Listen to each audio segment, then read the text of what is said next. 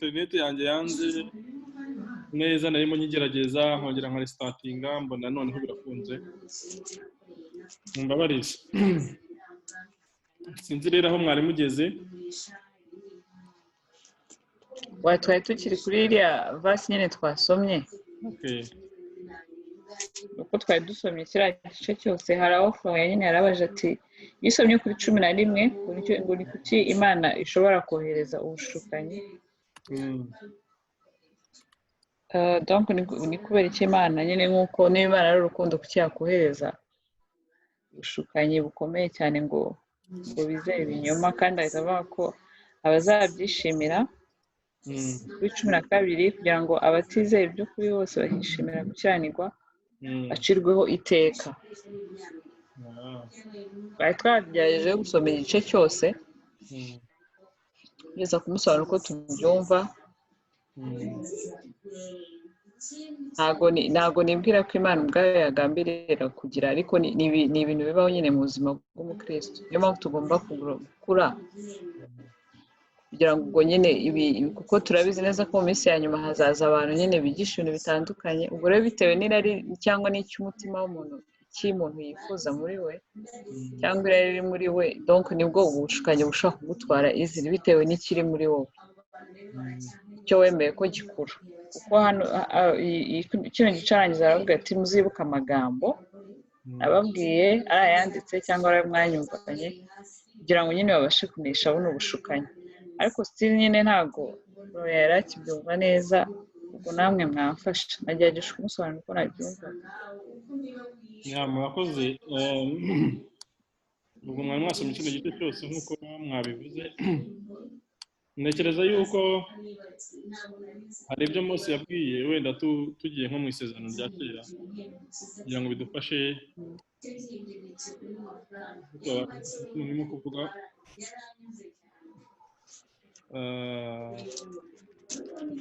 ndagerageza gushaka kubikwinga abantu bose kugira ngo izi namwe namutumvamo amajwi.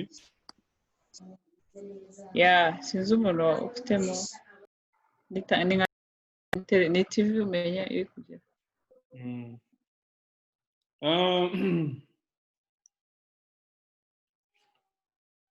Ndimo mvuga ngo hari ibyo Imana yabwiye Abisiraheli. Ndumva ari mu kuva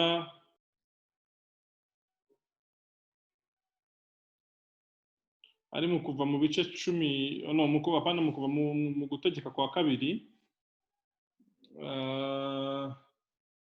Ndebe neza wanze ari ibice 18. Imana yababwiye Abisiraheli, irababwira ngo nibamara kugera mu gihugu Imana yabasezeranije kwizabaha, ngo hanyuma katurebe n'ibice 13 ku gutegeka kwa kabiri wenda tukatuhasome, kuko turimo turavuga nyine ibimenyetso by'abahanuzi b'ibinyoma, kandi koko ntago biri hanze ya sovereignty y'Imana nkuko mwene data yabibajije avuga ati kubera iki ari ngombwa. Katurebe mu gutegeka kwa kabiri mu bice 13 niho twari tuvuze.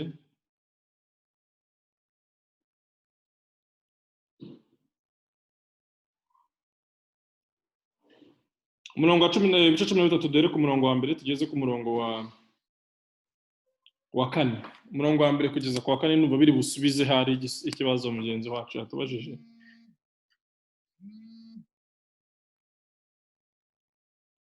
Tegeka kwa kabiri ibice 13 rero ku murongo wa mbere tugeze ku murongo wa 4. Ntekereza ko ari n'ibintu by'ingenzi wa mugani ko tubimenya, kuko harimo ibintu bijyanye n'ibimenyetso by'ibinyoma no kubitandukanya nuko ari ibimenyetso by'ukuri cyangwa se ari umwuka wera urimo kubikora atari abahanuzi b'ibinyoma. Rimwe na rimwe nyine bijya bigorana cyangwa se tukabisubiza dushingiye ku marangamutima. Reka sharing hano hantu kuri screen ndahafite. Reka mwumve icyo barimo bavuga, icyo Mose yabwiye Abisiraheli. Ku murongo wa mbere haranditse ngo hari nayindikizeho version ya Bibiliya ijambo ry'Imana. Reka tireho Bibiliya yera kugira ngo nkeka ko twese dufite. rero ku murongo wa kabiri tugeze ku murongo wa kane ni mirongo nk'ibiri gusa. Haravuga ngo muri mwe nihaboneka umuhanuzi, murabibona ahangaha, cyangwa umurozi, visionaries, umuntu ugira iyerekwa, akakubwira ikimenyetso cyangwa igitangaza. Habonetse umuhanuzi cyangwa umuntu ufite iyerekwa akubwiye ikimenyetso cyangwa igitangaza. Mwumve neza, icyo kimenyetso cyangwa icyo gitangaza kigasohora. Yavuze ati none ahangaha kugira ngo mbereke yuko ari Imana yantumye, hagiye gukubita inkuba, kandi irakubita rino cupa mfite mu ntoki gusa, kandi mwese nta wundi muntu uri bugire ikintu aba, mumenye ko ari Imana ibikoze, kiraba ari igitangaza. N'urugero ntanze, ntabwo ari bya bindi byo tuya tuvuga ngo abantu ngo bagiye ngo barabifekinga ngo bahamagaza abantu b'abarwayi, bamba abantu bazima baza ku magare kugira ngo baze gufeka, sinzi uko nabivuga, gupirata ibitangaza. Hano Imana irababwiye ngo habonetse umuhanuzi cyangwa umurosi akubwiye ikimenyetso cyangwa igitangaza, kandi icyo kimenyetso cyangwa igitangaza kirabaye, it's real. Icyo yakubwiye agira ati duhindukirire izindi mana izo utigeze kumenya tuzikorere. Ntuzemere amagambo y'uwo muhanuzi, ku murongo wa 4, cyangwa uwo murosi, kuko Uwiteka Imana yanyu izabibagerageza ngo imenye yuko mukundisha Uwiteka Imana yanyu imitima yanyu yose n'ubugingo bwanyu bwose. Mwumve uyu murongo wa 4. Imana yemeye ko umuntu utari uwayo ukoreshwa n'imyuka ya Satani, umuhanuzi w'ibinyoma, akora igitangaza kandi cyanyacyo, kandi Imana yemeye ko bikorerwa imbere y'amaso y'abantu ngo kugira ngo ibagerageze. Do you imagine? Igitangaza kirabaye, kiragaragara, ntago wabihakana, nta mpaka.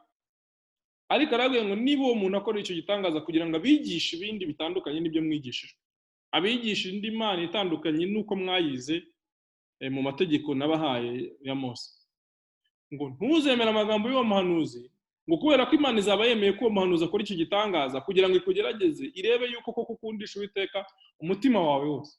Test. Imana yemeye gutestinga umuntu, yemeye ko Satani akora ikintu cyangwa umuhanuzi w'ibinyoma. Urumva ni ikintu nyine kiri strange, ntabwo ari ibintu twakwimagina ko Imana yakwemera ko bibaho kugira ngo itugerageze.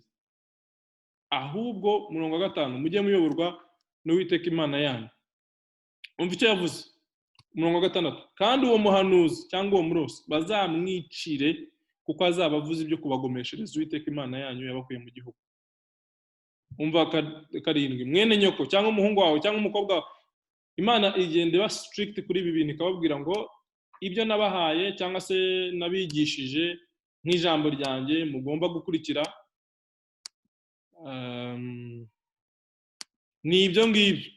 Niyo haza umuntu uzanye ikimenyetso cyangwa se igitangaza akaba arimo kubabwira ibintu bitandukanye n'ibyo nababwiye, mukabona babwiye igitangaza kandi kirabaha, ati Imana izabibyemeye kugira ngo ibagerageze, irebe kuko yuko mukundisha Uwiteka imitima yanyu yose, mukaba mushikamye ku byo mwize n'ibyo mwigishijwe ku Uwiteka. Rero mwene data Floriye, ntabwo igitangaza ari autorite, nta nubwo Imana impamvu ibi ni imwe gusa, ni imwe mu mpamvu dushobora kuvuga ngo Imana irabyemeye. It's just for testing you. Nyaza umuhanuzi akakubwira ibintu bitandukanye n'ibyanditswe byera, ariko akabihamisha ibitangaza n'ibimenyetso, ukabona binyuranye n'ibyanditswe byera, uwo muhanuzi uzamwirukane, Imana izaba irimo kukugerageza. Rero navuga yuko wenda icyo nakongera ku cyo bagenzi banjye bari bavuze, ni uko hari n'ibyo Imana yemera ko bibaho kugira ngo nyine igerageze umuntu. Sinzi niba wenda ubwo naba mbisubije mu ncamakeya, twabigiraho discussion ndende, ariko it's just ni imwe gusa muri example nari nshatse gutanga, ngaragaza yuko ntabwo ibintu byose Imana yemeye ko biba bivuze yuko nyine Imana hari igihe yemera ko ibintu bibaho kugira ngo itandukanye ibintu biri right n'ibintu biri wrong. So ni nko mu buryo bwa judgment, hari ahandi igeze kubivuga nanone mu gitabo cy'Abaroma igice cya mbere. Niyo mpamvu mwumva ko turi at risk, abantu cyane cyane dushigukira ibimenyetso n'ibitangaza n'ibindi bintu bigaragarira amaso, tukirengagiza ijambo ry'Imana cyangwa se ntituryiteho ngo turihereze agaciro. Mu Baroma nanone igice cya mbere hari ubundi buryo bwa judgment, nko guciraho iteka Imana ikora. Murebye nko ku murongo wa 26, harimo bavuga ngo umurongo wa 20 guhera ku murongo wa 20 kugeza ku 26 tubona yuko Imana yavuga ngo ibitaboneka byayo ngo bihoraho n'ububasha bwayo bigaragara uhereye ku kuremwa kw'isi ngo bigaragazwa n'ibyo yaremye kugira ngo abantu batagira icyo bireguza ngo kubera ko abantu bamenye Imana batayubahirije habe no kwishima ahubwo bahinduka bibwira ibitagira umumaro maze imitima yabo y'ibirimarima icura umwijima biyise abanyabwenge bahinduka baswa ubwiza bw'Imana idapfa babuhindura ibishushanyo by'abantu bapfa n'iby'ibiguruka n'iby'ibigenza amaguru n'iby'ibikururuka nicyo cyatumye Imana ibareka ngo bakurikize iby'umutima yabo irarikiye bakora ibiteye isoni nicyo cyatumye Imana ibarekera konona kurarikira ibyonona ndetse bigeze ubwo abagore babo bakoresha imibiri yabo uburyo bunyuranye n'ubwaremewe n'ibindi so umurongo wa 28 nawo uri very important twigeze kubivugaho ndumva avuga ngo kuko ubwo banze kumenya Imana nicyo cyatumye Imana ibareka ngo bagire imitima yabaye akahebwe bakora ibidakwiriye so this is ni imwe mu buryo bwo gukora judgment cyangwa se mu buryo Imana iciraho iteka abantu bamenye Imana barayibwiwe barayigishijwe barayiriyazinze bo deliberate bafata icyemezo cyo kwanga iyo Mana bajya kwiremera Imana yabo si Imana yacu rero ko ari urukundo irarwaza igahendahenda ikinginga gashyiraho possibilities zose grace yose ishoboka consistent refusal rero y'ukuri cyangwa se gukomeza kurwanya ukuri sinzi ukuntu Stefano yabivuze yaravuze ngo yemwe ngo mwabwoko bw'atagonda ijosi mwe ngo iteka muhora murwanya umwuka wera ngo nicyo cyatumye Imana ibareka mbese ubwo buryo nanone hari uburyo Imana ikoramo judgment cyangwa se iciraho umuntu iteka cyangwa se iciraho abantu iteka kubera consistently kuyanga bagahitamo ubundi buryo bwayo noneho nkano baravuze ngo nicyo cyatumye Imana ibareka ngo bagire imitima yabaye akahebwe ubundi buryo umuntu aremye niyo yaba adakijijwe aba afite conscience abashobora kumenya ko akoze ikintu cyiza cyangwa se akamenya ko akoze ikintu kibi ariko hari igihe kigera umuntu akagira umutima wabaye akahebwe ni ukuvuga ko icyo gihe aba afite umutima atakiri sensitive ku cyiza cyangwa se ku kibi ku buryo ashobora gukora ibintu umutima we ntumurye umutima we ntumubwire yuko ibyo bintu yakoze akumva ko ari ibintu bisanzwe so kurumva iyo umuntu ageze kuri urwo rwego ashobora kwica umuntu ashobora ubundi hari ibintu bitagombera ko umuntu aba akijijwe the sense of right and wrong niyo mpamvu usanga na mbere yuko abanyarwanda bamenye ubutumwa bwiza ibyaha byo mu mategeko 10 y'Imana usibye wenda gusenga ibishushanyo ibindi hafi ya byose byari bibujijwe bari bazi ko kwiba ari icyaha bari bazi ko gusambana ari icyaha bari bazi ko kubeshya ari icyaha bari bazi ko kwica ari icyaha bari bazi ibi byaha byinshi bari babizi kubera ko bafite umutima nama bafite conscience kandi bariye kugira iki cy'umunyi bw'ikiza n'ikibi rero icyo Bibiliya ivuga iyo umuntu Imana agezaho conscience itakibasha kumubwira ko icyo kintu yakoze ari kibi ngo bimucireho urubanza yumva agize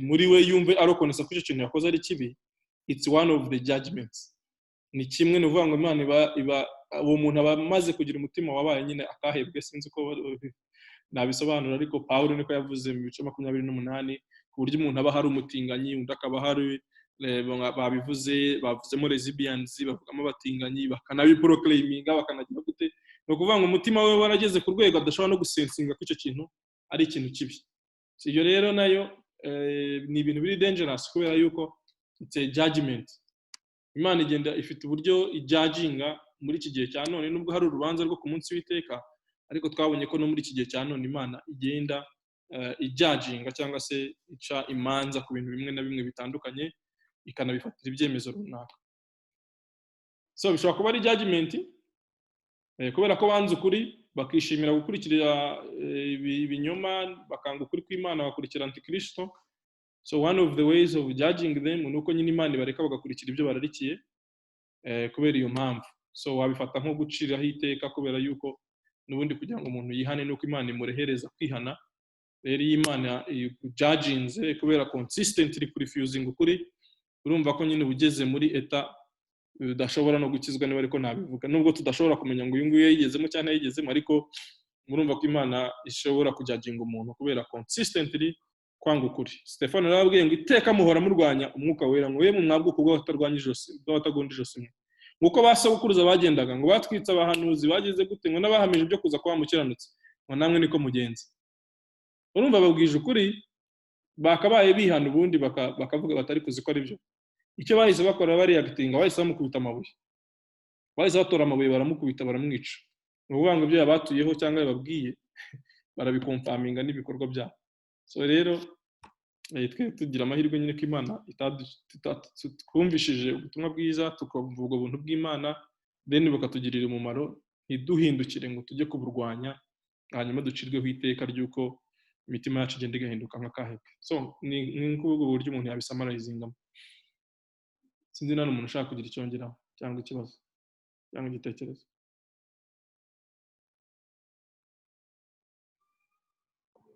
Ndumva bisobanutse, ahubwo Florent atubwira niba yumva yabisobanukiwe neza. Iyi nabisobanukiwe, namaze kumenya yuko umuntu agomba kumenya ubwenge no kumenya kurejeta ibibi, ndetse no kumenya kuba yakomeza kuba hafi y'Imana kugira ngo aze kubasha kumenya ninde muhanuzi urimo uvuga iby'ukuri, ninde n'ijwi ry'Imana n'ijwi rya Satani, kuko twamaze kumenya yuko Satani nawe agira ijwi rishobora kuba ryakora ibitangaza, cyangwa se akagira nawe no kuba yakoresha abantu twita abakozi b'Imana uyu munsi wa none batari bo. Ahubwo icyo namaze gusobanukirwa ni uko nyuma y'ibyo byose, mu gihe uzaba utabasha kuba uri hafi y'Imana kugira umenye ijwi ryayo, nawe uzaza muri ba bandi izemereka ikarekura bakageragezwa na bya bindi, nyuma bakazacirirwaho iteka. Ariko n'uba uri muri ba bandi bakomeye n'ubundi uzahabona ubugingo buhoraho, kuko uzakomeza mu kwizera ugakomera mu uko kwizera. Nabyumvise, ntabwo nari mbisobanukiwe ariko nabyumvise. Wakoze cyane Florent. Uko ni ijambo ry'Imana, kuko tuba mu byanditswe tukumva yuko ibyo ukuri kw'Imana kugaragara mu byanditswe kurusha kugaragara muri experiences zacu cyangwa se no muri ntuzo zacu. Uzumva umuntu akubwira experience wumva ikontradiza ibyanditswe byera, wenda akubwira ati jyewe naradiburushije, narashatse nabi, narashatse bimeze gute, ariko nyuma yaho nabonye rwose Imana yarabimpereyemo umugisha, byagenze gutya na gutya na gutya. Ujya wumva nka testimony ngizo ngizo, ariko kumva ibyo yakoze wabisuzuma mu ijambo ry'Imana ukumva biranyuranye, ariko wakurikiza experience y'ibyo arimo akubwira n'ubuhamya afite ukumva rwose mu by'ukuri byari bikwiriye. So experience rero, ibitangaza n'ibindi bintu byose twaba dufite ntabwo ari authority ni ijambo ry'Imana, kabone naho twaba tubona rwose bimeze neza. Niyo umuntu yashinga ikirere cy'u Rwanda amezi 6 akavuga ngo nta zuba rizongera kuva, muzajya biva mu gitondo kugeza nijoro, tukabona birabaye, niba ibintu ikintu abikorera kugira ngo atwigishe ibihabanye n'ibyanditswe byera, tuzamenya ko Imana irimo itugerageza. Kadusome Yohana ibice 8:44. Twihute tugira ibindi bice yadusomaho mbere yuko dusoze. Yohana ibice 8:44 irimo turareba tactique cyangwa se imikorere ya Satani. Hari umuntu wahageze adusomera Yohana ibice 8:44.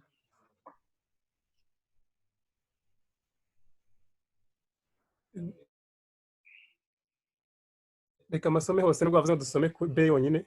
Avuze ngo mukomoka kuri so Satani, kandi byose ararikira n'ibyo namwe mushaka gukora. Uwo yahereye kera kose ari umwicanyi, kandi ntiyahagaze mu by'ukuri kuko ukuri kutari muri we. Navuga ibinyoma aravuga ibye ubwe, kuko ari umunyabinyoma kandi ni se w'ibinyoma. Amen. Hano mo kutubwira Yesu yabwiraga abayuda hejuru n'ubisoma muri murabyumva, arababwira impamvu mutanyizera and so forth. Ababwira ati rero bati twebwe dukomoka kuri Aburahamu, yawari Aburahamu niwe data. Yesu arabwira ati mu abana Aburahamu mukora nk'ibyo Aburahamu yakoraga n'ibiki. Arabwira ati ahubwo mwebwe mukomoka kuri so Satani, kuko ibyo sararikira nibyo namwe mushaka gukora. Rero hano batubwiye ngo describing Satani bamuvuga ko ameze gute. Satani abamuvuga ko ameze ate dukurikije ibyo dusomye mwahangaha. Cyambere twavuga ko ari umwicanyi, babitubwiye. Cya kabiri ikintu kijyanye no kuri rwose nta hantu gihurira na Satani. Ngo iyo avuga ibinyoma ngo aba yivuga ubwe, no kuvuga ko ikinyoma rwose ni kamere ya Satani, kuko ngo ari umunyabinyoma, he is a liar. Niko batuje hariya hejuru ngo kuzuzemo he is a liar, kandi ni se w'ibinyoma. Satani nuko nguko akora nyine, akora mu buryo bwo kubeshya, bwo kudisivinga abantu cyangwa se kubeshya abantu cyangwa kubashuka kuva kera kugeza n'uyu munsi. Isi yose ayiyoboye kubera ikinyoma. Hari undi ushaka kugira icyo ngeraho? Ndumva nicyo ngicyo baratubajije ngo Satani ko aba described hano muri 44, ndumva biri straight, wenda twavugamo ibyo ngibyo. Ni umunyabinyoma kandi ni wese w'ibinyoma. Wakongera ukadusomera muri icyo gice ku 32. Avuga ngo we are in a battle between the truth and lies, where the battle is won in our minds.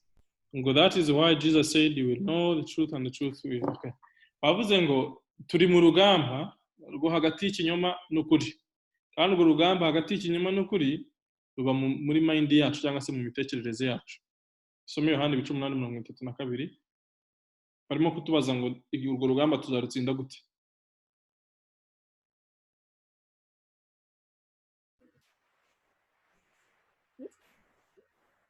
Mirongo itatu na kabiri. Namwe muzamenya ukuri, kandi ukuri niko kuzababatura. Namwe muzamenya ukuri, kandi ukuri niko kuzababatura. Dusomye wenda muri ijambo ry'Imana, sinzi ko nshobora kubibona hafi. Biri ijambo ry'Imana, kubatura, sinzi niba tubyumva twese.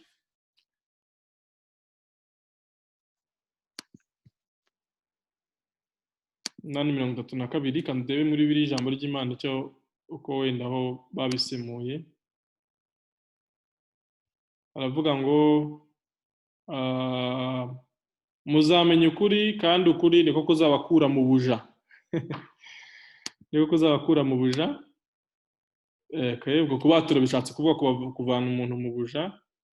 Bibiliya ntagatifu yo iravuga ngo kandi muzamenye ukuri, maze ukuri kubahe kwigenga. So mu yandi magambo, ukuri niko kuzatuvana nyine ngo mu bucakara. Ngo tuzamenye ukuri, ngo kandi ukuri niko kuzatuvana mu bucakara cyangwa se mu buja.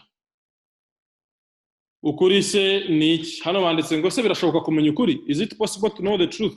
Gute?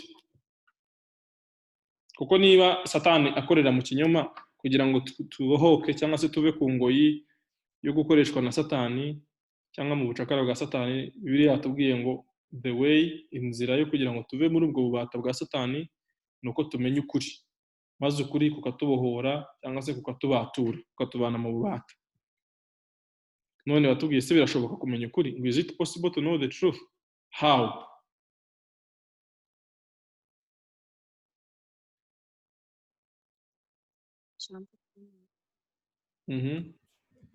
Ibi birashoboka cyane. Bibiliya igitubwira ngo ni inzira n'ukuri n'ubugingo. Kumenya ukuri ni ukumenya Yesu Kristo. Numara kumenya Yesu Kristo, numva ariko kuri bashatse kuvuga hano hantu. Twamumenya gute? Twamwizera tumaze kumenya Yesu Kristo nyine, ni ukwizera Yesu Kristo. Kuko niko kumenya ukuri. Numara kukumenya niko kuzakubatura nyine. Niko kuzagukura mu byo urimo mu byaha, ugakurikira Yesu Kristo wenyine. Nigeze kuvuga ikintu kimwe, ndavuga ngo buriya kugira ngo ugere kuri level yo kwitangira ikintu cyangwa kwitangira umuntu, ni uko umumenya ukamukunda, mukabana imico yiwe ikakuzamo, ndetse ukumva ntiwaba utamufite. Icyo gihe n'ubundi no gupfa uba wapfa. Ukuri rero niko kuzaba muri twebwe, niko muri twebwe, niko kuzatuma tuguma muri ko. Arundi ufite ikintu yatubwira? Ese birashoboka kumenya ukuri? Twakumenya gute? Atubwiye ko ari ukumenya Yesu Kristo tukamwizera. Arundi ufite icyo yakongeraho? Numva ari kumenya ijambo ry'Imana. Sorry, ntabwo twumva neza, bashobora kuba ari abatangiye badafite internet. Ndavuga ngo birashoboka kumenya ukuri tukumenyeshejwe n'ijambo ry'Imana, gushinga imizi mu ijambo ry'Imana tukamenya. Amen. hari undi niba ntacyo twongeraho ndumva twafata ibyo ngibyo. Yesu yarimo abwira ko nyine tuzamenya ukuri, ukuri niko kuzatubatura, kandi nyine kuri ni Yesu Kristo. Ukuri muri Yohani ibice 17 ku murongo wa 17, agira ngo wenda nshimangira ibyo Mama Linda yaravuze. Yohani ibice 17 ku murongo wa 17, Yesu yaravuze ngo arimo asengera abigishwa be, yavuze ngo bereshe ukuri, ijambo ryawe ni ryo kuri, ukuri ijambo ryawe ni ryo kuri. So Yesu arangije avuga ngo imbere yari yabanje kuvuga ngo muzamenya ukuri, kandi ukuri niko kuzababatura. Ukuri ni iki? 17 avuga ngo ijambo ryawe ni ryo kuri. Ukuri rero ni ijambo ry'Imana. Ukuri ni ijambo ry'Imana, kandi iri jambo nyine niwe Yesu Kristo. Niwe Yesu Kristo. Niko twatangiye igitabo cya Yohana turi ku wa 3, avuga ngo mbere na mbere hariho jambo, jambo yahoranye n'Imana, jambo yari Imana, jambo ahinduka umuntu abana natwe, bamwita Yesu Kristo. Uyu munsi rero turamufite mu mitima yacu, ariko kandi tumufite no mu byanditswe byera, kubera ko byanditswe ni ibyahumetswe nawe. Rero muri ubu buryo iyo tuyobowe n'umwuka wera mu byanditswe byera, nibwo tumenya nyine ukuri, nibwo tumenya Yesu Kristo. Yesu Kristo niwe jambo ry'Imana, niwe jambo ry'Imana, ni nako biri mwita ko yitwa jambo ry'Imana. Jambo ry'Imana rero iyo dufite aha ngaha, ubu turifite mu mitima yacu, turifite no mu bitabo nk'inyuguti, ariko ntabwo mu by'ukuri ari inyuguti. Muri izi nyuguti dufitemo hano ngaha harimo umuntu. Niyo mpamvu ijambo ry'Imana bavuga ngo ni rizima, ngo the word of God is living, la parole de Dieu est vivante. Ukuvuga ngo ni rizima, rifite ubugingo, kubera ko mu by'ukuri ni umuntu, ni Yesu Kristo. Ahandi rero twamenyera ukuri usibye mu ijambo ry'Imana, ni naryo ritubwira nyine uyu Kristo uwo ari we, kuko ibyanditswe byera niwe bihamya. Rero twavuga ko bishoboka kumenya ukuri. How? Tugasubiza yuko binyuze mu kwiga ijambo ry'Imana. Twavuga wenda icya mbere ni ukurisoma, ukaryiga. Gusoma no kuryiga ni ibintu bitandukanye. Fata umwanya kwiga ku ijambo ry'Imana, kurimeditaho no kurisangira na bagenzi bawe, cyangwa se kurisangira n'abandi, kurihamya, kuribwiriza. Byose ni ibintu dushobora gukorera mu ijambo ry'Imana. Ahari wenda twasoma n'iki ngiki kiri mu Bakorinto ba 2 kuri Satan's tactics, cyangwa se amayeri ya Satani. Abakorinto ba 2 ibice 11 ku murongo wa 14 kugeza kwa 15. Abakorinto ba 2 11 14 kugeza kuri 15.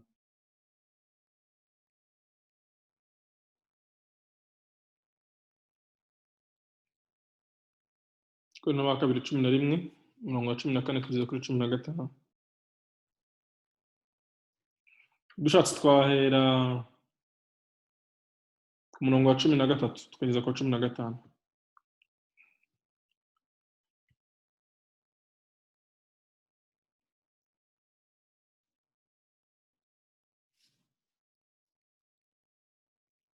Sinzi none umuntu wageze ngo dusomere.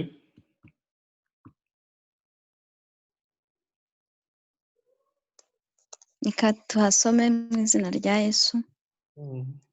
Muranyumva? Yego turakumva. Allo? Oui, turakumva neza. Yego. Haravuga ngo kandi ibyo si igitangaza, kuko na Satani ubwo yihindura nka marayika w'umucyo. Wahera ku murongo wa gatatu. Wahera ku wa 13 kugira ngo twumve. Okay. Haravuga bene abo ni intumwa z'ibinyoma, ni abakozi bariganya, bigira nk'intumwa za Kristo. Kandi ibyo si igitangaza, kuko na Satani ubwe yihindura nka marayika w'umucyo. Nuko rero ubwo bimeze bityo, ntibyaba igitangaza kugira ngo abakozi be nabo bigire nk'abakozi bagabura ibyo gukiranuka. Iherezo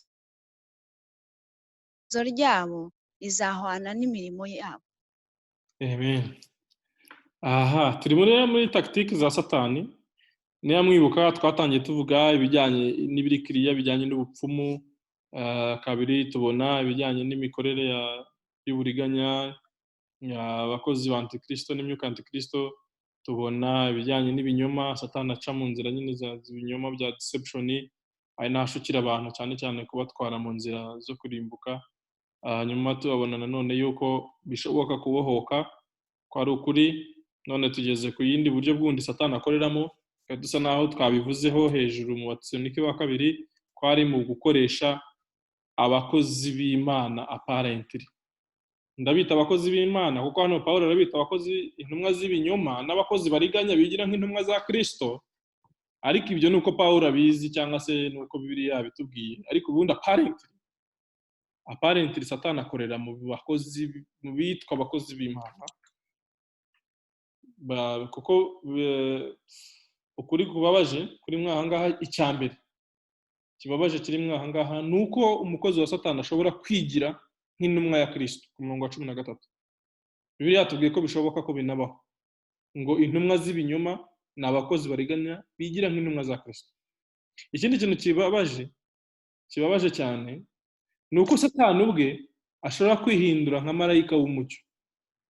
Ibyo nabyo munumva ko ni ibintu birisakirireje. Ubundi tuzi ko Satani nyine kwa kundi bamuvuga afite amahembe, afite ibiki n'ibiki byose, abaye anagaragaye yagaragara wenda nk'impyisi cyangwa ikindi kintu kibi, ariko yavuze ngo Satani ubwe abasha kwigira nka marayika w'umucyo.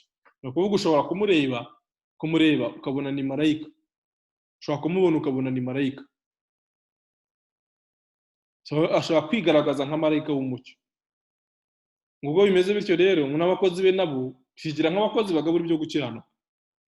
Urumva rero ubwo turi mu rugamba, turimo aho hagati mu rungabangabo. Dufite abakozi b'Imana ba nyabo, tukagira n'abakozi b'Imana batari abanyabo, ariko bose apparently bari mu mwambaro w'abakozi ba Satani. Tofili ndabona yanditse muri commentaire ngo kandi muri Yohana 1:14 bivuga ko Jambo bo yabaye umuntu abana natwe yuzuye ubuntu n'ukuri, bivuga ko kuri ari byuzuye muri Kristo. Yararimo gusubiza ku kibazo cya mbere, yanditse none ngo hanyuma kumenya ukuri no kumenya Kristo, kuko niwe kuri, hanyuma Kristo tumumenyera mu ijambo. Nuba tusa nabyo twasubije mbere. Sinzi rero icyo mutekereza kuri iki ngiki. Bavuze ngo false religions and philosophies. Philosophies ni inyigisho zindi zishobora kuza kwigisha umuntu ibindi bihabanye n'ubutumwa bwiza cyangwa se no kuri kw'ijambo ry'Imana. So murumva ko ibi bintu bikomeye. Sinzi niba ari ufite comment kuri iyi ngingo. Ikibazo cya 9.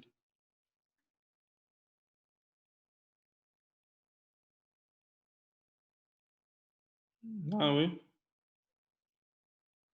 ndumva bisobanutse, twakomeza urimo kubiki.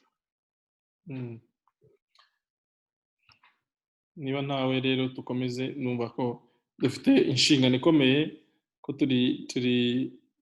birashoboka ko Satani yigira marayika w'umucyo. Bene data, hari abantu benshi bagiye babona amayereko atandukanye kandi bakabona ngo ni marayika, ariko ibintu ababwiye bikaba bihabanye n'ibyanditswe byera. Reka mbaho urugero, nigeze guhura n'abantu bo mu itorero ryitwa The Church of Jesus Christ of Latter-day Saints. Sinzi niba mubazi, ni Kigali barahari, bafite icyicaro i Nyamirambo n'ahandi henshi cyane. Bafite na hoteli ikomeye cyane hano muri iki gihugu y'inyenyeri 5. Wenda nashaka kuvuga kubera ko ntari muri publicity, ariko iriya church yitwa The Church of Jesus Christ of Latter-day Saints. Nigera hanze nibo bambere babanje kumbwiriza. Nahuye n'abantu bafite babwiriza mu muhanda, barambwira ati rero babwira ko ndi umukristo, bumva bari interested ko tuganira, ariko baza kumpa igitabo cyabo bafite cyitwa Another Testament of Jesus Christ, kubiyemo inkuru bita ko arizo Yesu Kristo yabwirije Abayisiraheli bari barahungiye muri Amerika y'Amajyepfo, kandi ko ari cyo gitabo cyiza kiruta Bibiliya, kiri comparable to the Bible. Bafite ibintu byinshi bizera. Impamvu mbivuze ni uko iryo torero ryatangijwe n'umugabo w'umunyamerika witwa Joseph Smith. Musoma amateka ye. Joseph Smith yari umuntu w'umuporigame, wari ufite abagore 4.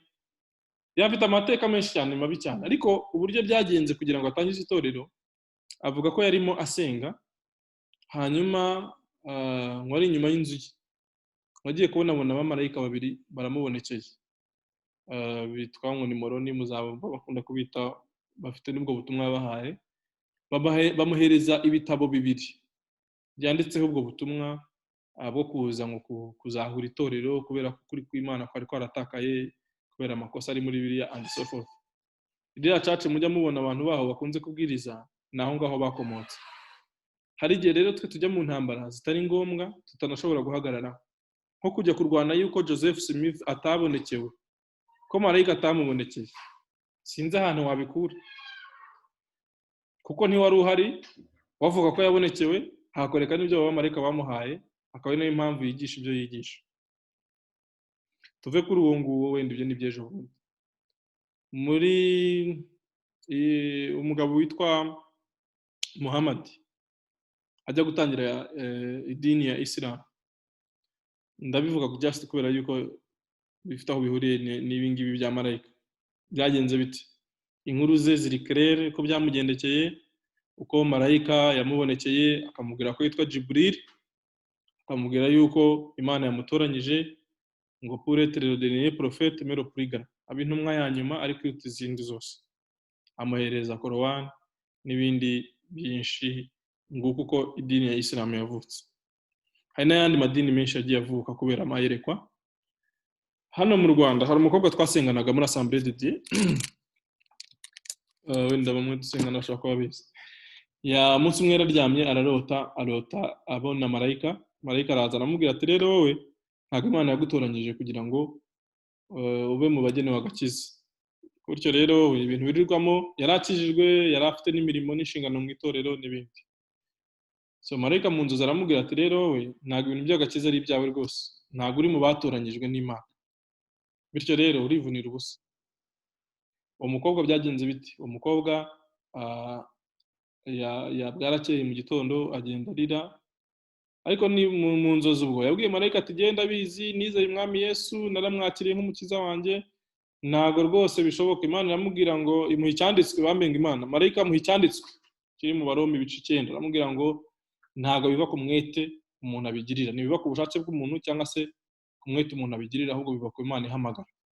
Ngo Esawu naramwanze, nkunda Yakobo, niyo mpamvu rero nawe ntago uri mu banzi. Umukobwa ndabubwiza ukuri, yabyutse yahamutse, agenda arira, ajya gushaka pasiteri wacu Gatabazi, amubaza izo nkuru arazizi, aramubwira ati rero nje gusezera ku itorero, njyewe Imana yamaze kumbwira ibyanjye. Se yakubwiye ibiki? Ahamubwira uko byagenze. Ese aramubwira ati ariko ibyo bintu ntabwo ari byo, ko biri tubwira ko Imana ishaka ko abantu bose bakizwa bakamenya ukuri, ko rwose n'umunsi w'Imana udatinze nk'uko abantu bamwe babyibwira, ko rwose ahubwo itwihanganira idashaka ko hari n'umwe warimbuka n'ibindi byinshi. Ati pastor, ati ibyo rwose bibimbwira kuko yanampaye n'icyanditswe kandi yakimpaye mu nzozi, kandi ngiye kureba mu gitondo nasanze ko kubyo yambwira ibyo byanditswe muri Bibiliya. So bagerageje kumukansoringa umukobwa, ariko unfortunately haba muri church igihe gitoya, igihe kigeze aza kugenda, ariko abona ko byamugizeho trauma cyangwa se byamuhahamuye cyane ku buryo nubwo bamugerageje kumukurikirana ariko byaramwafectinze cyane ku buryo yavuye no mu itorero, nta n'amakuru ye yandi bantu bigeze bongera kumenya. So rero ikijyanye no kuvuga ngo marayika yambonekeye yambwiye ibi, ntutekereze yuko marayika atakubonekera cyangwa se ngo uvuge ko atabonekeye kanaka. Umuntu nabwira ngo ajya gutangira idini yagize iyerekwa, ntuzahakane ngo ntabwo yagize iyerekwa. Hari undi mudamu twakoranaga Bible study nk'uko nguko mu itorero, sorry ngiye muri buhamya bwinshi ariko ni ngombwa. Noneho turi muri Bible study, twari mu Bwongereza, aravuga ati muri visioning Imana yamweretse ibintu byinshi bijyanye ngo n'amajuru 6 n'ibimeze gute byinshi. Noneho aratubwira, arimo dusangiza ibyo mu mwuka wera yamubwiye n'ibyo yamweretse mwirekwa, dusanga byinshi bigiye binyuranye n'ibyanditswe byera. Turamubwira tuti rero rwose wa mudamu we birashoboka koko marayika yabikubwiye ukaba wagize n'izo nzozi, ariko sorry ntago bihuye n'ibyanditswe byera rwose, niyo wabihamisha igitangaza ntago ibyo bintu dushobora kubyizera. Aratakamba, aratsimbarara rwose, akomeza gutsimbarara. Rero dufite nyine nabo tubwiriza ubutumwa bwiza, we have to be careful. Rwose ibintu bijyanye n'amayerekwa, bijyanye n'abamarayika, bijyanye n'ibiki, ntabwo bishobora gusimbura ibyanditswe byera cyangwa se ngo biduhereze ikindi gisobanuro. kubera ko Bibiliya yaduhaye warning ubwayo itubwira ngo nyamuneka abakozi ba Satani babasha kwihindura nk'abakozi b'Imana. So ntimuzakangwe no kuvuga ngo ni umukozi w'Imana. Icya kabiri, Satani ubwe yihindura nk'amarayika w'umucyo. So ntuzakangwe rero nuko marayika yakubonekeye akaza arabagirana yambaye imyenda y'umweru afite amababa abiri aguruka nk'uko tubibona muri televiziyo. Sinzi none ko marayika bameze, mwakaza akakubwira ibintu wareba muri Bibiliya, cyangwa se abenshi ntibirirwa banarebamo kubera yuko baba bivuganiye n'Imana direct niko babyumva. Ibyo ngibyo rwose nabyo ni ugucirwaho iteka. Ndumva ari ikintu rwose twajya twibuka tukanagisengera tukanabizirikana tukanabona careful cyane ku bintu bijyanye n'amayerekwa, kubera ko mubona ko aribwo buryo cyane Satani akoreramo.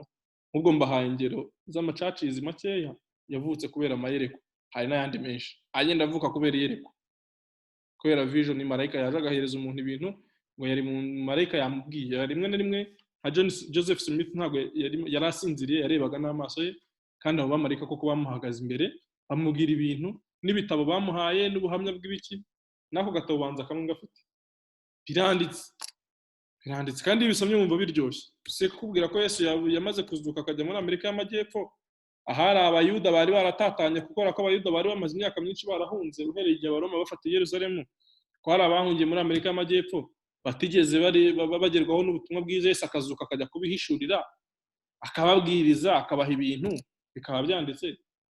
Ariko mwibuke ko Pawulo yandikira Abagalatiya yarababwiye ngo nihagira undi muntu ubabwira ubundi butumwa butandukanye n'ubwo twababwiye, ni igice cya mbere umurongo wa 8, ngo niyo yaba marayika uvuye mu ijuru. Urumva Pawulo arinsistinga agashyiramo marayika uvuye mu ijuru, ngo cyangwa umwe muri twebwe ngo avumwe.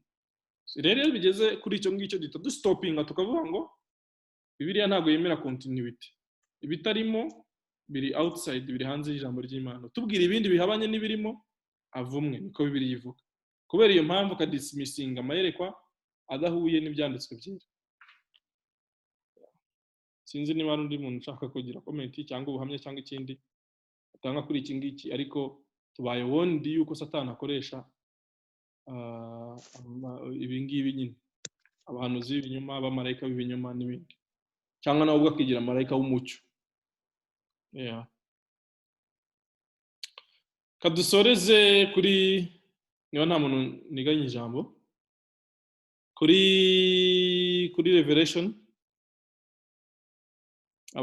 byashyuwe ibice 12 ku murongo wa 10 batubwira ngo naho havuga iyindi tactique ya Satani, cyangwa se ubundi buryo bwa Satani, amayindi mayeri ya Satani akoresha. Nyamara nidusoza tuzandika liste y'aya tactics yose tuyakorere summary kugira ngo tubyibutse buri gihe cyose tujye tubimenya yuko ari imitego ishoboka.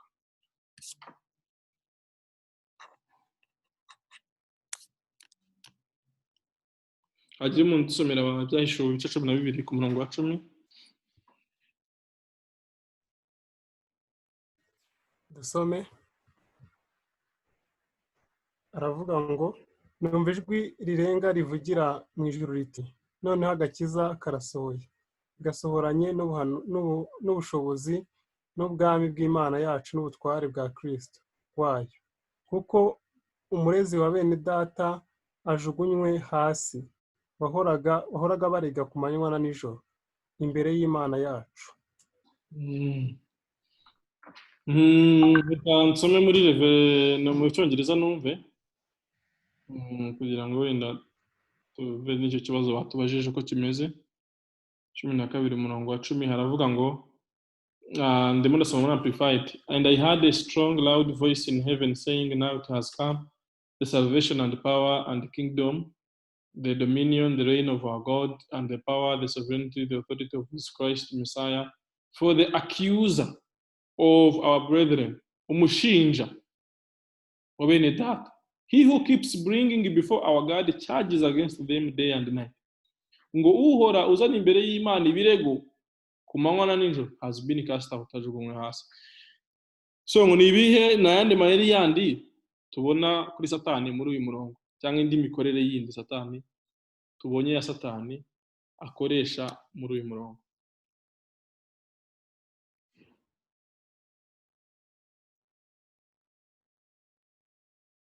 kugira ngo twese tubanze. hano satani yicara arega umuntu amwibutsa ibyaha amubwira ngo urarimbutse, hano niko numva hashatse kuvuga, nicyo yashakaga hano kuba yagaragaza, niko mbyumva bitewe n'ukuntu ndimo mu masomo. ni umurezi ahora akurega. Yeah. So hano batubwiye yuko nyine satani ari akiyuza araturega. Cya mbere nyine aturega ku Mana, nubwo asanga nyine ibyo arega byararangiye byarishyuwe, ariko ntabwo ahagurukira aho ngaho, ahagarukira no mu mitima yacu. Accusation ntabwo iba ku Mana gusa, no mu mitima yacu cyangwa mu mitwe yacu, ko nyine usanga aza no gushinja umuntu. Muri hano batuvuye hasi ngo why is it that after confessing their sins so many Christians still feel guilty? Ngo ni iki gituma, ngo mutekereza ko ari iki gituma nyuma yo kwatura ibyaha byabo abakristo benshi bakomeza kumva biciraho urubanza?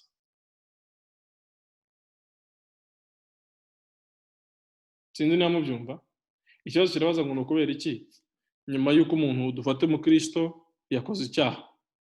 Iyo akoze icyaha twabonye muri step ya kabiri, nta mafaranga yishyura, nta turo bamusaba, nta gitambo kindi bamusaba na kimwe.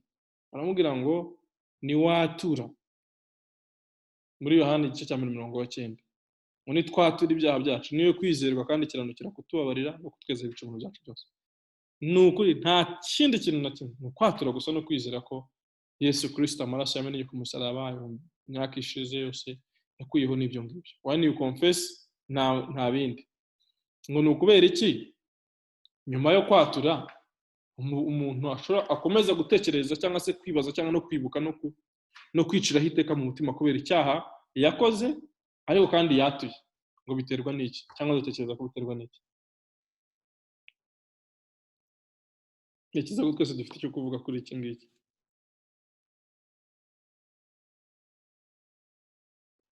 nibwira ko biterwa nuko satani ubwo we yamaze gucirwaho iteka, so ahora ashaka abandi nabo, ahora adushaka kumva, aduteza kumva ko turi guilty nubwo wasabye imbabazi, ariko agakomeza gushaka kumvisha ko ntabwo wababariwe, umunyabyaha. Ariko Imana ishimwe ko Yesu yaje nyine kugira ngo abe umuvugizi wacu, buri gihe ahora twibutsa ko twarababariwe. Satani rimwe muri tactique ze akoresha no kutwumvisha ko nyine ntabwo twababariwe, ntabwo bendo wasabye imbabazi ntabwo wabare kuko we yamaze gucirwaho iteka. Okay. Arundi?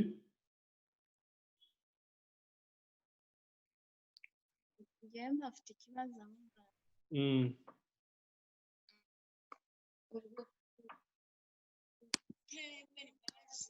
Ntabwo twumva neza. Byanyobeye sinzi Okay, impamvu. twumva kuvugira kure ariko ubu turakumva. Okay. Ndibaza uko kutemera imbabazi z'Imana umuntu akakomeza kumva ayo majwi no kwiyakiza, ntibishobora kubera umuntu icyaha kuko umuntu atemeye imbabazi z'Imana, atakiriye ijambo ry'Imana. Exactly boss, navuga ngo icyaha cyo n'ubundi kiba gihari, umuntu aba yagikoze, ariko icyo satani ashaka ko kutwumvisha ni uko nyine kubera ibyaha byacu tutemewe imbere y'Imana. Akenshi rero akoresha ubujiji bukomotse ko umuntu atasobanukiwe cyangwa se atizeye izo mbabazi yagiriwe muri Kristo Yesu. Noneho rero kubera ko atabizi, satani akamuzanaho icyaha, akacyatura, ejo akongera akatura, ejo akongera akatura, ejo akongera akatura. Njye ndibuka muri experience yanjye rwose, nashaka kwatura ikintu, noneho twajya nko mu cyumba gusenga, kubera ko mbere yuko twinjira mu cyumba badusaba ko tubanza kwaturirana, nkongera nkaturira mugenzi wanjye. Rero twageramo hagati umuntu akongera akigisha ku buryo rwose biri bube ngombwa kongera kwatura, ukongera ukatura. Wajya no mu masengero ku cyumweru bavuga ngo inzugi bazikinge, abantu bose bagize gute, ati niba wumva tekereza mu kwezi gushize mu biki, ukongera ukajya imbere, noneho wenda wajya imbere bakurambika ibiganza ukumva ibyaha byose noneho biragiye, uhindutse uwera, ukavuga uti noneho hasigaye n'ahejo hazaza. Ariko ibyo bintu, iyo practice nyine kubera ko ariko tuba twarakuriyemo, yatwishe mu mutwe ituma tudasobanukirwa n'izi mbabazi z'Imana. Hanavuga yuko nyine kubera ko iyo umuntu yimenyaho icyaha nicyo kibi. Reka mugire wenda icyanditswe kimwe dusoma mu cyo Pawulo yavuze. Yaravuze ngo ndumva ari mu Bakorinto mu Baroma ibice 14. Reka nze ndebe neza. Ibice 14 umurongo wa 14.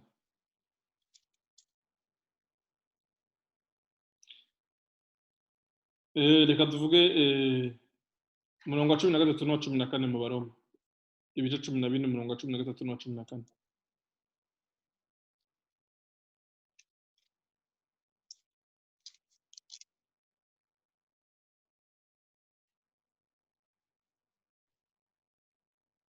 Umurongo wa 14. 13, 14, tusome na 22 na 23. Murasanga ibintu Pawulo yavuze kandi hasome ndahabona. Uhereye none twe gucirirana imanza mu mitima, ahubwo tugambirira iki? Ko umuntu adashyira igiti cy'isitaza cyangwa ikigusha imbere ya mwene se. Ndabizi kandi nemejwe rwose n'Umwami Yesu yuko ari nta gihumanya ubwacyo, keretse utekereza ko ikintu gihumanya niwe gihumanya. Aha harimo avuga abarya inyama, abatazirya, abafata umunsi umwe bakarutisha iyindi, n'ibindi. Abatekereza ko izi nyama yazirya kandi wenda yaziguze mu Bahinde, kandi Abahinde bafite ibigirwamana, n'ibindi. Aravuga ngo nta kintu gihumanya ubwacyo, ngo ariko utekereza ko ikintu gihumanya niwe gihumanya. 22. Mbese ufite kwizera? Niba ugufite ukwigumanire mu mutima wawe imbere y'Imana. Aravuga ngo hahirwa uticiraho iteka ku byo yemeye.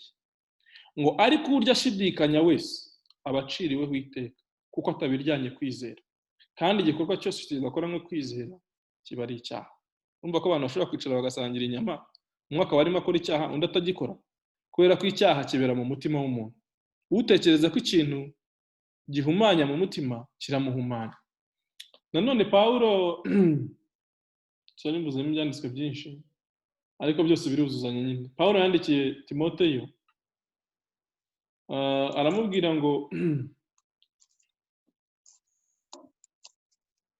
aramubwira ngo ugumane umutima uticira urubanza. Timoteyo wa mbere igice cya mbere umurongo wa 19. Igice cya mbere umurongo wa 19, dore ko 18 na 19. Timoteyo wa mbere. Aravuga ngo mwana wanjye Timoteyo, ndakwihanangiriza nkurikije ubuhanuzi bwa kera bwahanuye ibyawe, kugira ngo buduheshe kurwana intambara nziza, ngo ukomeje kwizera kandi ufite umutima uticira urubanza. Uwo mutima bamwe barawuretse bahinduka nk'inkugi imenetse ku byo kwizera.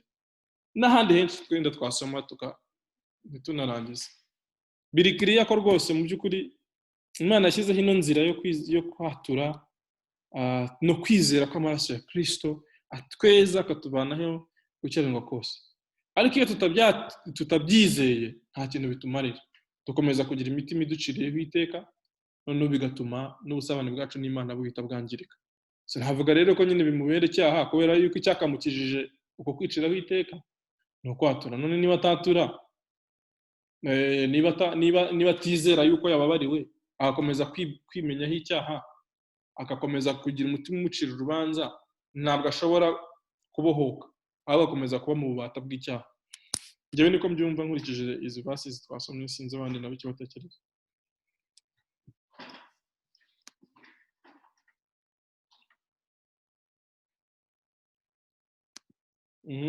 Hari undi ushaka kugira icyo dusharinga cyangwa mwatwunganira? Flori yanditse ngo Satani ahora twibutsa ko turi abanyabyaha, ariko tujye tumwibutsa ko dufite Imana mu ruhande rwacu. Nanongeraho ngo tujye tumwibutsa ko impamvu Yesu yapfuye ari uko nyine turi abanyabyaha, ko ari ukugira ngo adukize, apfire ibyaha byacu, kuko ibyaha byacu nibyo Yesu yapfiriye ku musaraba. Iyo tuza kuba nta byaha tugira, ntabwo Yesu aba yaririwe apfa. Ibyo rero si inkuru yuko rwose dufite icyaha cyangwa duhagaze imbere y'Imana dufite ibyo turegwa. Abasomye igitabo cy'umugenzi muribuka icyo Mukristo yabwiye ngira ngo Napoleon yaramubwiye ngo uvuze biki, ngo hari n'ibindi bibagiwe, ariko ibyo byose umwami nkorera yarabimbabariye. icyo gisubizo rero nyine ni igisubizo kiva kuri boldness, ku gushira amanga duheshwa no kumenya ijambo ry'Imana. Abandi twasharinga noneho tugasoza. Ndabizi ko twese dufite icyo tuvuga.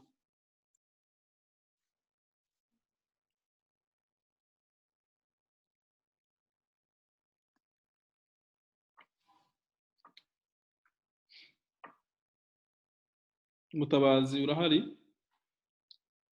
Hari igihe nk'uko ntombaza kubera ko nzi ko abantu bamwe batinya kuvuga. Ndahari Emmanuel.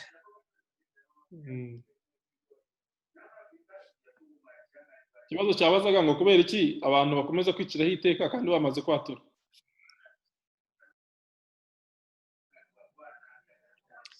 Urakoze cyane. Mbanje kubasuhuza mwese nubwo naje nkererewe aba ntabashije gukurikira inyigisho zabanje, ariko kimwe iki kibazo nicyo nsanze aho ngereye aho nitabiriye amateraniro.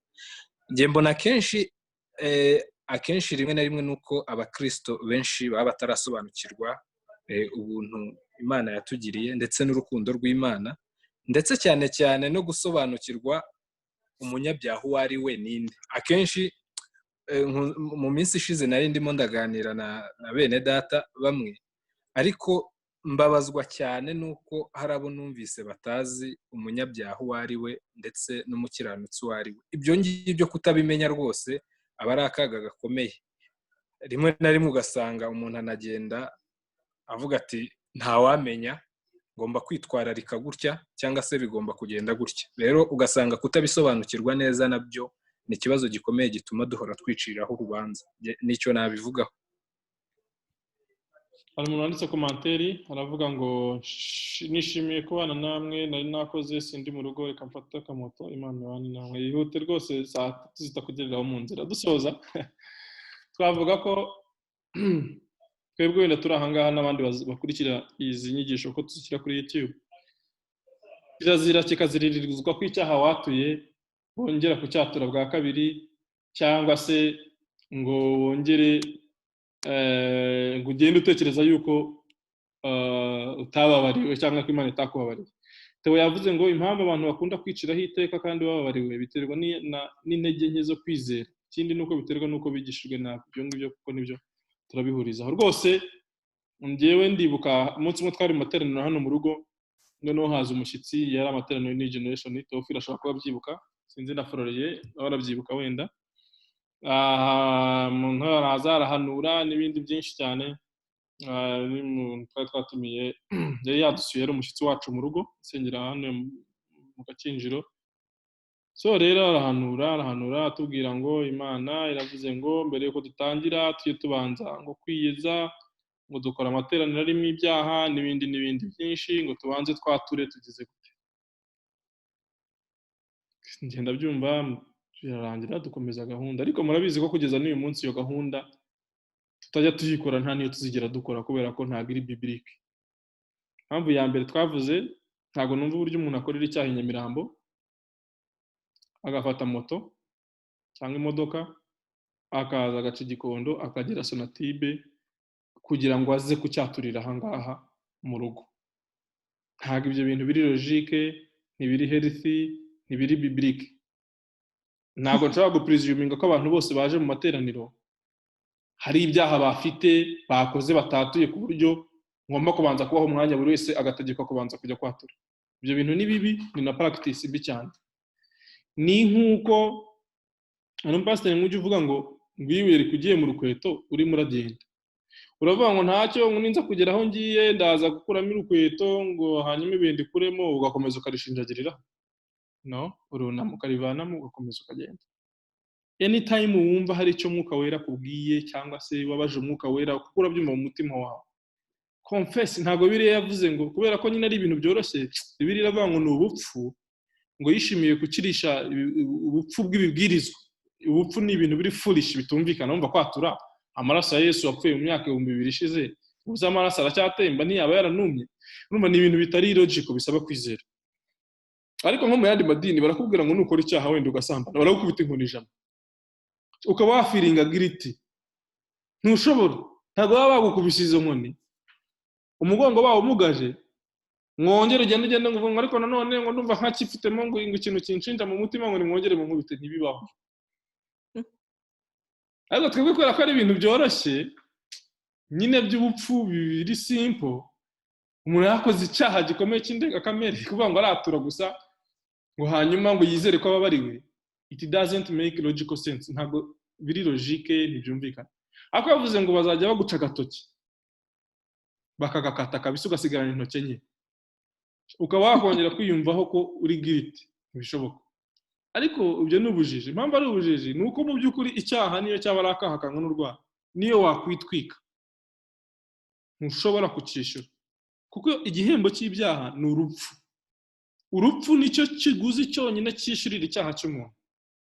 Niyo cyaba icyaha nka Adamu yakoze, se yakoze iki? Yari igiti Imana yari yamubujije.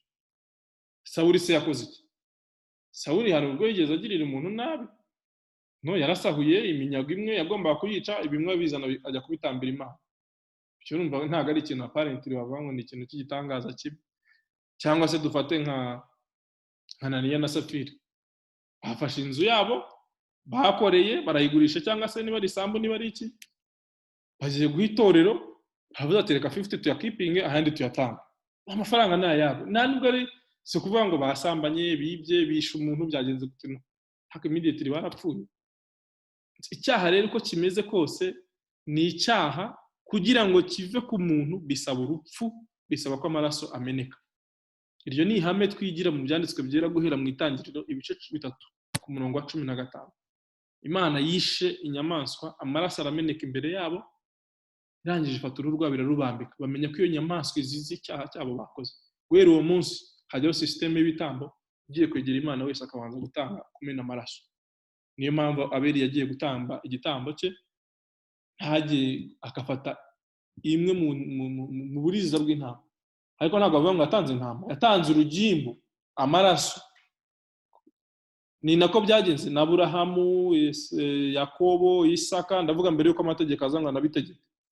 Abizera bose bari bazi ko kujya imbere y'Imana kugira ngo wemerwe ari uko hagomba kuba hamenetse amaraso. Rero iyo noneho dufite amahirwe ko ibyo byose batanganywe mu isezerano rya kera byari bishushanyo, kuko byatwikiraga ibyaha ariko ntibyabikuragaho. Igitambo cy'ukuri gikuraho ibyaha ni igitambo cya Kristo. Twe dufite amahirwe rero ko kiri muri past, cyamaze gutangwa, twebwe tubayeho nyuma yacyo.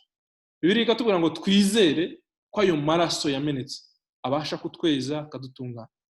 Kubera ko rero bitarimo inkoni, ntibibemo ibintu bifatika biguhora bikwibutsa yuko nyine wabikoze. Niyo mpamvu Satani nyine ashaka gutesha agaciro amaraso ya Kristo, agashyiraho ubwo bundi buryo bundi.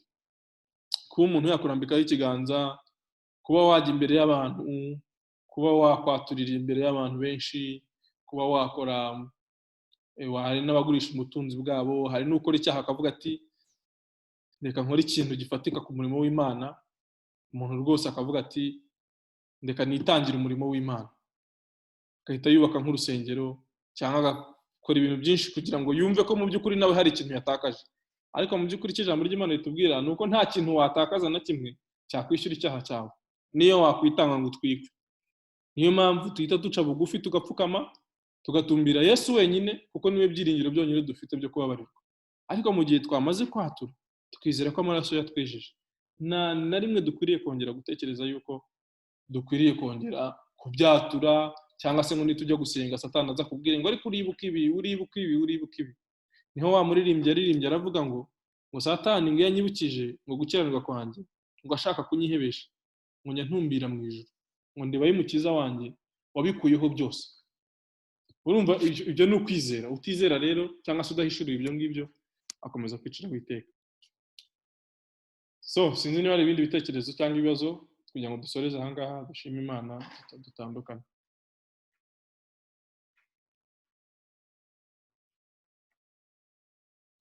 Ikibazo nacyumvikana twaza gusoza.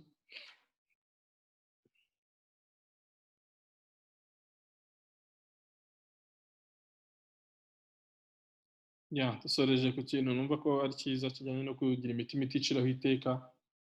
Hano bavuze ngo could it be because they pay more attention to the devil's accusation than the promise of forgiveness in 1 John 1:9. Ngo mbese ntibyaba biterwa nuko abakristo bita cyane ku birego bya Satani buri mu matwi wabo no mu bwenge bwabo kurusha ku mbabazi Imana idusezeranya muri Yohana wa mbere igice cya 9. Nanjye ntekereza ko ariko bimeze, ni nako twese twasubije kutita kuri ibyo birego bya Satani, ahubwo tukizera ijambo ry'Imana. Kwizera rero kurakomeye cyane. Imana rero ibaha umugisha. Nta muntu ufite ikibazo cyangwa igitekerezo cyangwa ikindi kintu cyangwa umuntu ushaka kugira ikindi kintu adusangiza kuri iki, turi busoze. Niba hari adushyiraho mikorofone akavuga, hanyuma tugasoza, tugasenga, tugasoza.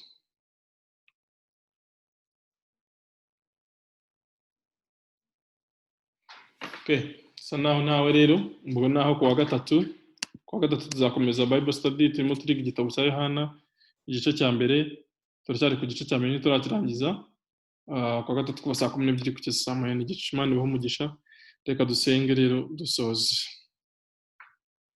Mwami, turagushimira ko uri mwiza, turashimira imbabazi zawe nyinshi, turagushimira Mwami kubw'amateraniro meza waduhaye, turagushimira kubw'ibihe byiza Data watugeneye kugira ngo tuganire ijambo ryawe, kugira ngo Mwami duterane na bene Data, kugira ngo twike Mwami ibyo ushaka ko tumenya bidufitiye umumaro. Mwami, ijambo ryawe ni itabaza rimurikira ibirenge byacu, ni umucyo umurikira inzira zacu.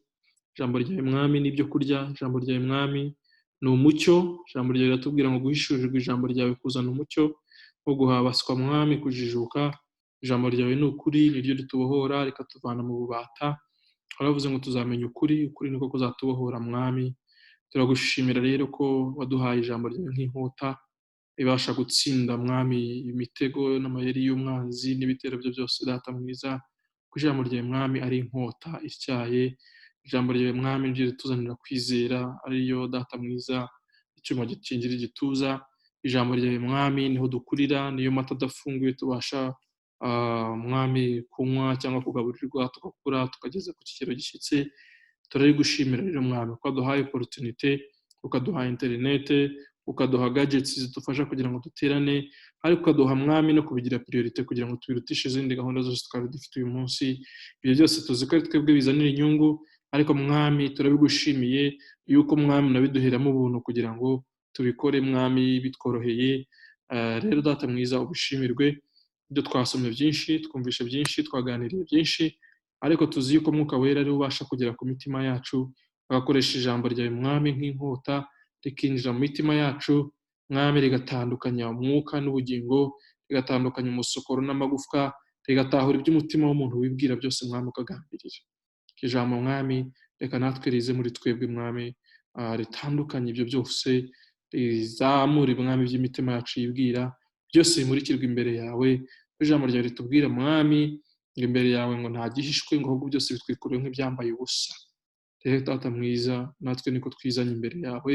Ijambo ryawe Mwami ritwexpose kugira ngo tubone uko dukizwa nawe, mu izina rya Yesu Kristo. Duhe imitima Mwami itimenyaho ikibi. Amajwi ya Satani yatuvugira Mwami mu matwi igihe cyose, atwibutsa ibya kera, atwibutsa ibyashize Mwami, aceceke mu izina rya Yesu Kristo. Duhe kuyatsindisha ijambo ryawe kugira ngo twizere Mwami ko ibyo ijambo ryawe rivuga ari ukuri, nubwo twaba tutabibonesha amaso, nubwo Mwami twaba tubona ari ibintu byoroshye cyangwa se ari ubupfu, ariko kwizera niko gutandukanya umukiranutsi n'umunyabyaha. Reka rero Mwami kwizera kugwire muri twebwe mu izina rya Yesu Kristo. Duhe kurushaho Mwami guterana, duhe kurushaho Data mwiza gushyikira bene Data benshi, kandi Mwami n'abumva ubutumwa bwiza, abumva Mwami Bible study dukora batabashije guterana, nabo baha umugisha Mwami. Twese twungukire hamwe mu izina ryawe Yesu Kristo. Nk'uko duhamagariye umurimo wawe, uri ukomeza Mwami kudutera imbaraga kugira ngo dukore ibyo dukwiriye kuba dukora Mwami muri iki gihe cya none, maze nitugera ku iherezo ry'ubuzima bwacu tugasubiza amaso inyuma, tuzavuge ko twarwanye intambara nziza, ko twasoje urugendo, ko twarinze kwizera Mwami. Ntituzavuge ngo byose n'ubusa gusa nk'uko Salomo byamugendekeye, ahubwo tuzavuga nk'uko Pawulo Mwami yavuze, kuvuga ngo igisigaye abiciwe ikamba ry'ubugingo, iryo Mwami ukiranuka azamuha, ngo kandi si we wenyine ahubwo n'abakunze kuzaboneka kwe bose. Ubwo nibwo buhamya twifuza Mwami. Reka rero dufashe kugira ngo ubuzima bwacu bw'uyu munsi buzatubashije kuvuga nk'ibyo ngibyo nitugera ku iherezo. igihe cyose mwami, uduhe gukoresha umwanya wacu neza, uduhe gukoresha igihe cyacu neza mwami, uduhe data mwiza gushira amanga kugira ngo tugeze ubutumwa bwiza no kutarakumenya, kandi iyo mitego yose umwanzi adutega tuzi ko tuyitsinda kuko uri muri twebwe hari turi mu bisi. Urakoze rero mwami uri kumwe natwe, urakoze mwami kubwo ko wahaye umugisha buri muntu wese no ko wahaye umugisha mwami ibiteraniro, ukomeze twese kutugirira neza, ukomeze kudufasha n'imiryango yacu, kandi buri wese mwami uko akwifuza n'uko agukeneye mu mutima we aba ariko mwami umusubiza, ariko umuhaza mu izina rya Yesu Kristo, amen. Amen. Akoze cyane rero ndaza gusharinga iki cyanditswe